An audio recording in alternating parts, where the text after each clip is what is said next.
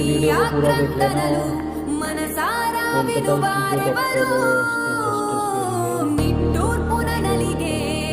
doctor है उसके justice के लिए